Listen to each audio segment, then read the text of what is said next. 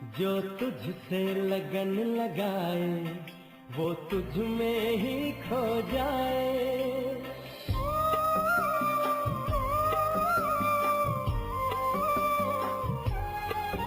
जो तुझसे लगन लगाए वो तुझ में ही खो जाए। जो तुझसे योग लगाए वो परमानंद को पाए। तू सत्य है, तू शक्ति है, तू सत्य है, तू शक्ति है। जो तुझसे लगन लगाए वो तुझ में ही खो जाए।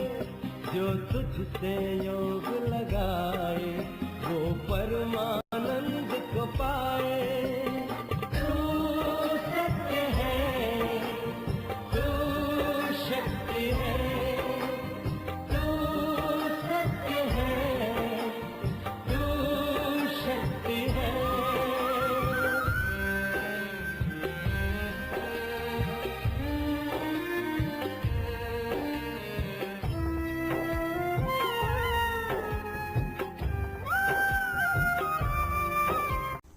ओम शांति। 20 फरवरी 2022 आशे बाबा की अव्यक्त मुरली है। मुरली की रिवाइज तारीख है 14 जनवरी 1990। मुरली की हेडिंग लाइन है पुरुषार्थ की तीव्र गति में कमी के दो मुख्य कारण।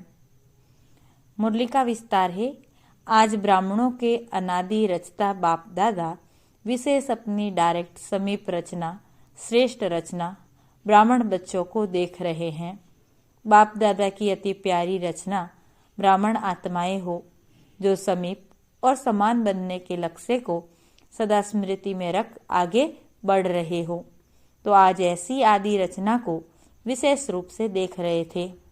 सर्व तीव्र पुरुषार्थी और पुरुषार्थी दोनों की गतिविधि को देख रहे हैं।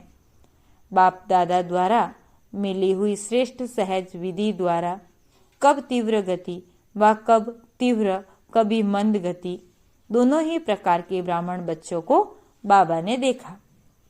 पढ़ाई पालना और प्राप्ति सबको एक जैसी और एक के द्वारा मिल रही है। फिर गति में अंतर क्यों? तीव्र पुरुषार्थी अर्थात फर्स्ट डिवीजन वाले, पुरुषार्थी अर्थात सेकंड डिवीजन में पास होने वाले। आज विशेष सभी का चार्ट चेक किया। कारण बहुत हैं, लेकिन विशेष दो कारण हैं। चाहना सबकी फर्स्ट डिवीजन की है, सेकंड डिवीजन में आना कोई नहीं चाहता। लेकिन लक्ष्य और लक्षण दोनों में अंतर पड़ जाता है। विशेष दो कारण बाबा ने देखे। दो कारण क्या देखे? एक, संकल्प शक्ति जो सबसे श्रेष्ठ शक्ति है उसको यथार्थ रीति स्वयं प्रति व सेवा प्रति समय प्रमाण कार्य में लगाने की यथार्थ रीति नहीं है। दूसरा कारण, वाणी की शक्ति को यथार्थ रीति समर्थ रीति से कार्य में लगाने की कमी। इन दोनों में कमी का कारण है यूज के बजाय लूज। शब्दों में अंतर थोड़ा है, लेकिन परिणाम में अंतर बहुत पड़ जाता है। बाप दादा ने सिर्फ 3-4 दिन की रिजल्ट देखी, टोटल रिजल्ट नहीं देखी है। हर एक की 3 से 4 दिन की रिजल्ट में बाबा ने क्या देखा? 50% अर्थात आधा आधा। संकल्प और बोल दोनों में दोनों शक्तियों के जमा का खाता 50% आत्माओं का 40% और व्यर्थ व साधारण का खाता 60% देखा। तो सोचो जमा कितना हुआ? ज्यादा वजन किसका हुआ? इसमें भी वाचा के कारण मनसा पर प्रभाव पड़ता है। मनसा वाचा को भी अपनी तरफ खींचती है। आज बाप दादा वाणी अर्थात बोल की तरफ विशेष अटेंशन दिला रहे हैं, क्योंकि बोल का संबंध अपने साथ भी है और सर्व के साथ भी है। और क्या देखा? मनसा द्वारा याद में रहना, उसके लिए फिर भी बीच बीच में प्रोग्राम रखते हैं, लेकिन बोल के लिए अलबेलापन ज़्यादा है। इसीलिए बाप दादा इस पर विशेष अंडरलाइन करा रहे हैं। 2 वर्ष पहले बाप दादा ने विशेष पुरुषार्थ में सेवा में आगे बढ़ने वाले महारथी आत्माओं को और सभी को 3 बातें बोल के कही थी कि कम बोलो, धीरे बोलो और मधुर बोलो। व्यर्थ बोलने की निशानी है वह ज़्यादा बोलेगा, मजबूरी से समय प्रमाण, संगठन प्रमाण अपने को कंट्रोल करेगा, लेकिन अंदर ऐसा महसूस करेगा जैसे कोई ने शांति में चुप रहने के लिए बांधा है। व्यर्थ बोल बड़े ते बड़े नुकसान क्या करते हैं पता है? एक तो शारीरिक एनर्जी समाप्त होती क्योंकि खर्च होता है, दूसरा समय व्यर्थ जाता है। व्यर्थ बोलने की आदत क्या होगी? छोटी बात को बहुत लंबा चौड़ा करेगा और बात करने का तरीका कथा मुहाफिक होगा। जैसे रामायण महाभारत की कथा इंटरेस्ट से सुनाते हैं ना, खुद भी रुचि से बोलेगा, दूसरे की भी रुचि पैदा कर लेगा, लेकिन रिजल्ट क्या होती? रामायण महाभारत की रिजल्ट क्या है? राम वनवास गया, कौरवों और पांडवों की युद्ध हुई, कहानी जैसा दिखाते, सार तो कुछ भी नहीं, लेकिन साज बहुत रमणीक होता। इसको कहते हैं कथा। व्यर्थ बोलने वाले माया के प्रभाव के कारण वह कमजोर आत्मा है। उन्हों को सुनाने के साथी बहुत जल्दी बनते। ऐसी आत्मा एकांत प्रिय हो नहीं सकती, इसलिए वह साथी बनाने में बहुत होशियार होगा। बाहर से कभी कभी ऐसे दिखाई देता कि इन्हों का संगठन पावरफुल और ज़्यादा लगता है, लेकिन एक बात सदा के लिए याद रखो कि माया के जाने का अंतिम चरण है, इसीलिए विदाई लेते लेते भी अपना तीर लगाती रहती हैं। इसीलिए कभी कभी कहाँ कहाँ माया का प्रभाव अपना काम कर लेता है। वह आराम से जाने वाली नहीं है। लास्ट घड़ी तक डायरेक्ट नहीं तो इनडायरेक्ट, कड़वा रूप नहीं तो बहुत मीठा रूप और नया नया रूप धारण कर ब्राह्मणों की ट्रायल करती रहती हैं। फिर भोले भोले ब्राह्मण क्या कहते, ये तो बाप दादा ने सुनाया ही नहीं था कि इस रूप से भी माया आती है। अलबेलेपन के कारण अपने को चेक भी नहीं करते और सोचते कि बाप दादा कहते हैं कि माया आएगी। आधा अक्षर याद रखते कि माया आएगी, लेकिन माया जीत बनना है यह भूल जाते हैं।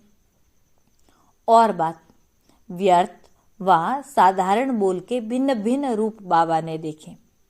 एक, पहला रूप सीमा से बाहर अर्थात लिमिट से परे हंसी मजाक, दूसरा टॉन्टिंग, और तीसरा इधर उधर के समाचार इकट्ठा कर सुनना और सुनाना, चौथा कुछ सेवा समाचार और सेवा समाचार के साथ सेवाधारियों की कमी का चिंतन, यह मिक्स चटनी, और पांचवा है अयुक्ति युक्त बोल जो ब्राह्मणों की डिक्शनरी में नहीं होने चाहिए।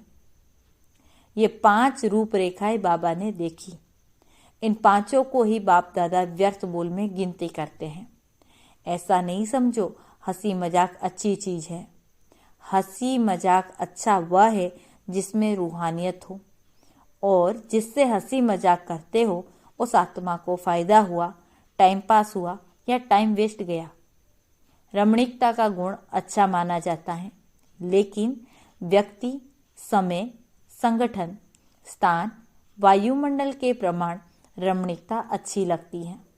अगर इन बातों में से एक बात भी ठीक नहीं तो रमणीकता भी व्यर्थ की लाइन में गिनी जाएगी।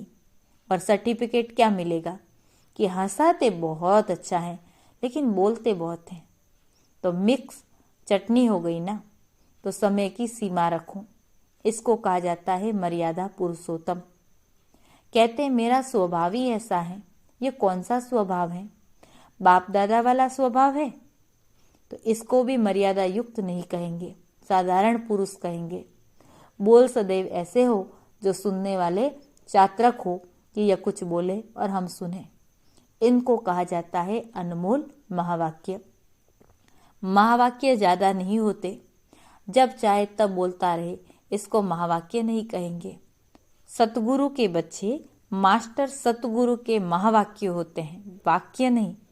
व्यर्थ बोलने वाला अपनी बुद्धि में व्यर्थ बातें, व्यर्थ समाचार, चारों ओर का कूड़ा किचड़ा जरूर इकट्ठा करेगा, क्योंकि उसको कथा का रमणीक रूप देना पड़ेगा।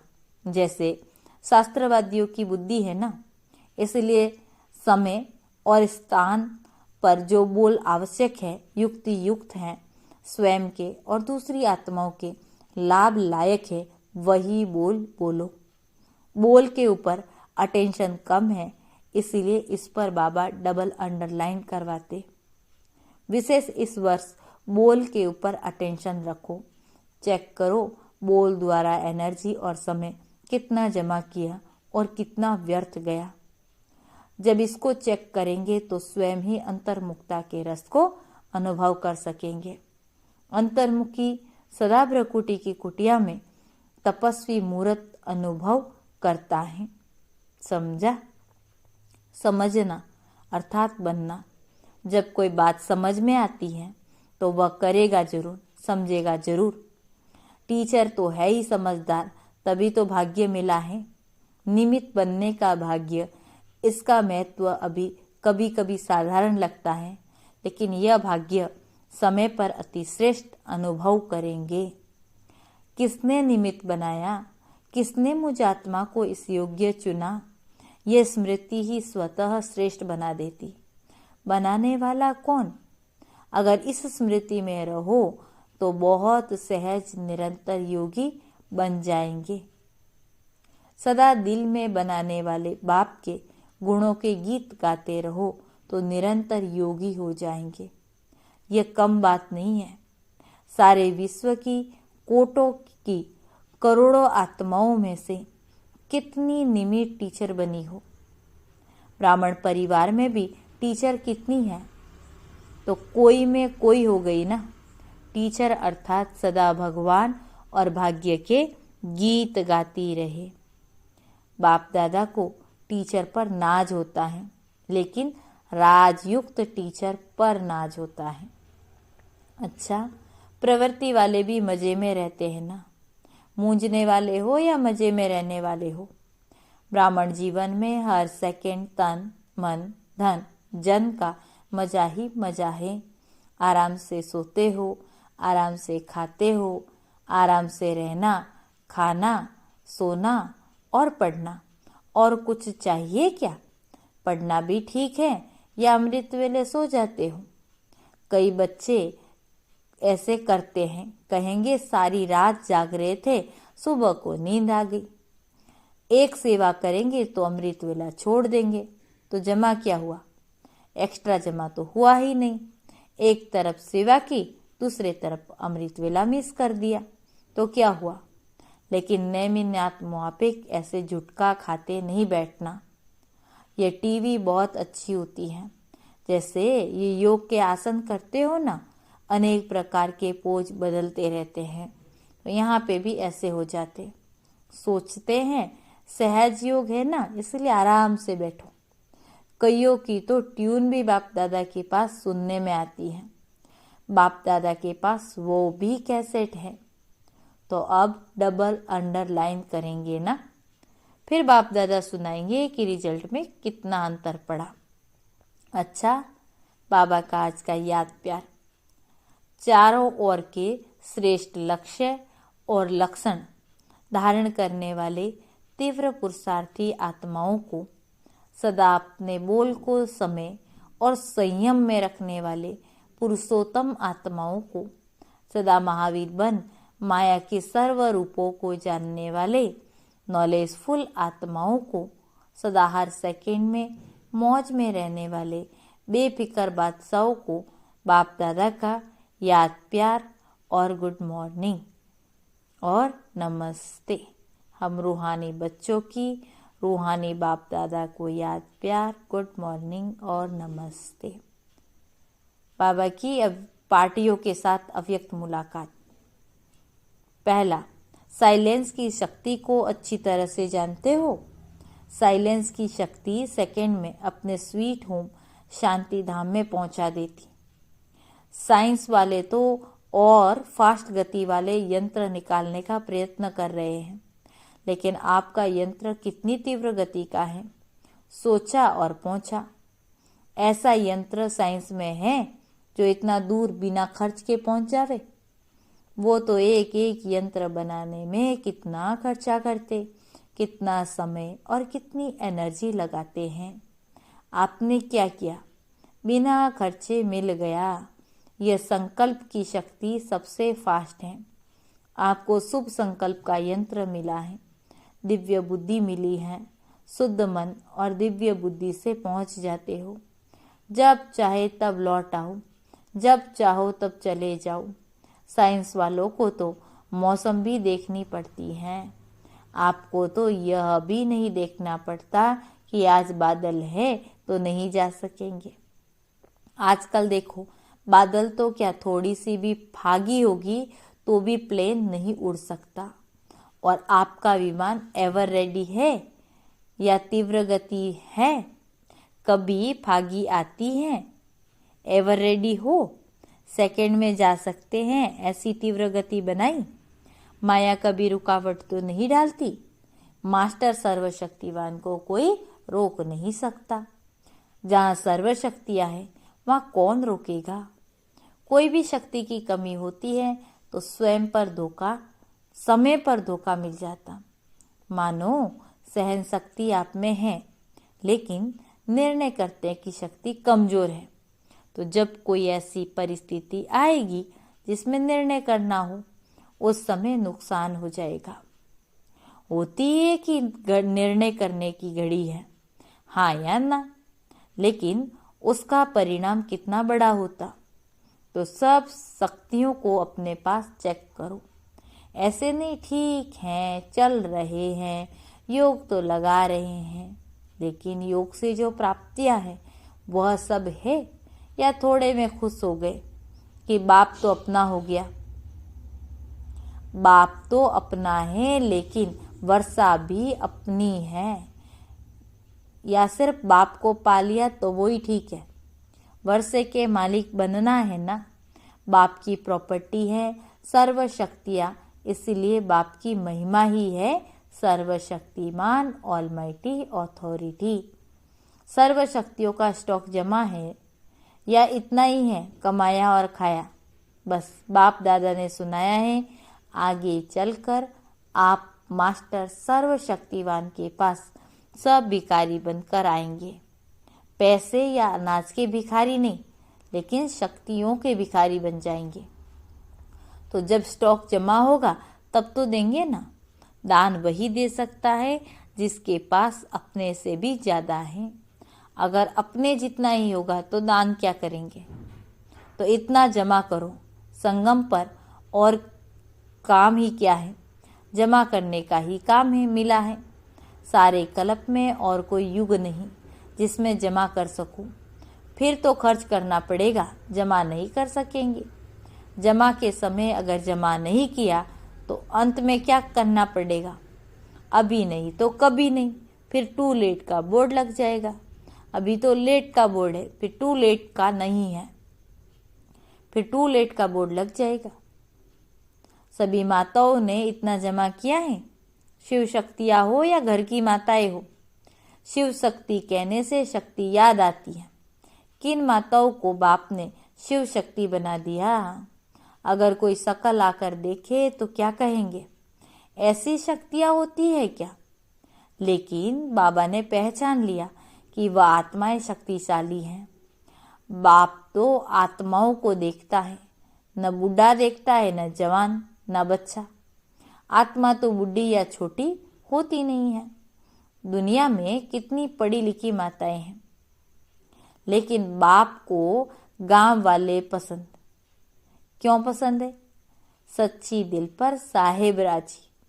बाप को सच्ची दिल प्यारी लगती है। जो भोले होंगे उन्हें झूठ कपट करने नहीं आएगा। जो चालाक चतुर होते हैं उनमें ये सब बातें होती हैं।